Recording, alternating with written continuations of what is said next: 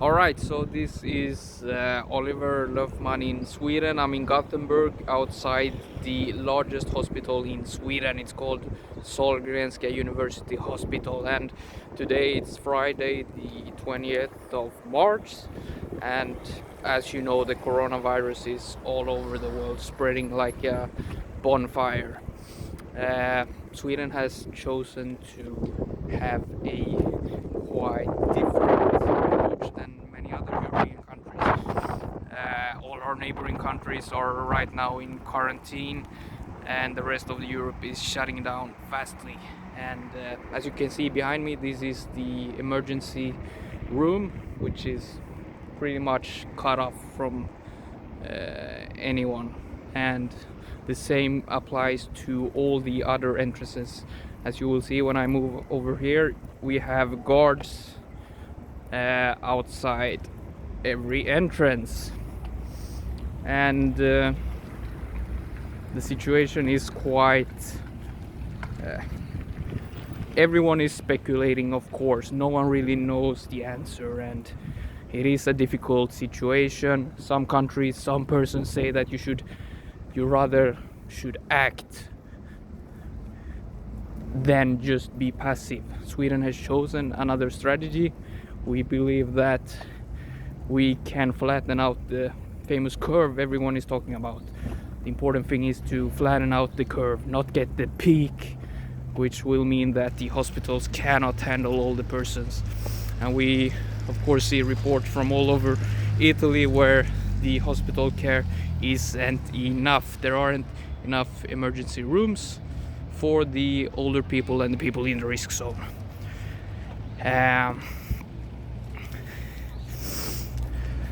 It's quite spooky to walk around here. Usually when I'm here, I'm working with construction projects on the hospitals here in Gothenburg, and usually this plaza, this ground is full of people, of course, from everywhere. Everyone from patients to a lot of taxi cars, service cars, personnel, but now it's completely shut off.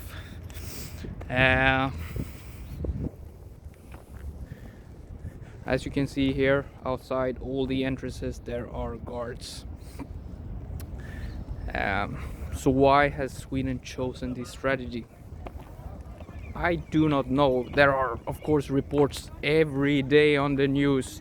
Media thrives, and I think that is one of the biggest contributor to the chaos worldwide right now. It's media. Media makes us stress up each other instead of just putting those flashy news at the top.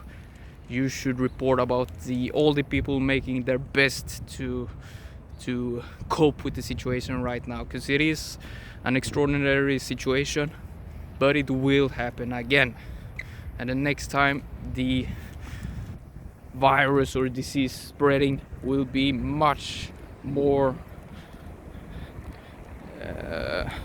dangerous than the coronavirus actually is.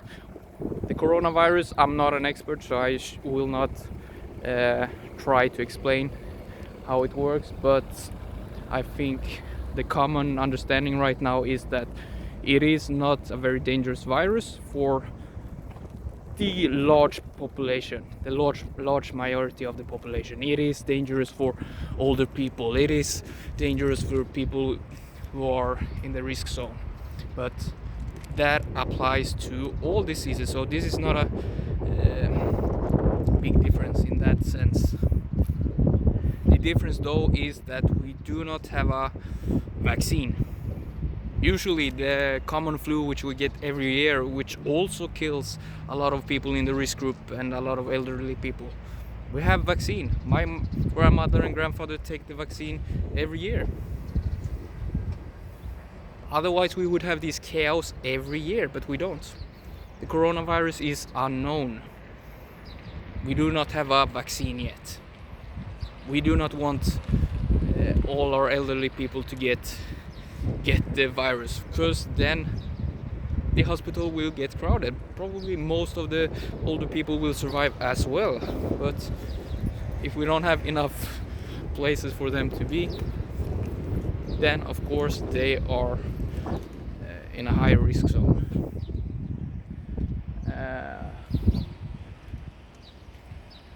And it's now you could see some person behind me walking into a car with a blanket over him. You should pay attention. What else can you see here in Sweden right now? Well, I'm commuting to work as normal, taking the bus to my office, and what they have done the last week is that they have put up a string so that you cannot enter the bus at the front where the driver is. So that area is cut off. What else? 7-Eleven stores. Usually, you know, they have the cookies, the cinnamon rolls, fresh, open, standing there on a plate for everyone to sneeze on. Well, even now they have started to put plastic bags around all of them, which I think should be applied all the time. What else? Some of the supermarkets are screaming empty, empty, empty. For some reasons, people in Sweden have started to buy toilet paper. I went to 2 different stores this week and all of them are empty, and these are quite large stores. So right now I'm living on those normal paper rolls you have to clean the hands, but I think I will survive either way. What else is going on? Well, of course, all the sports events are cancelled. All the high schools and universities are now closed in Sweden. They are in quarantine.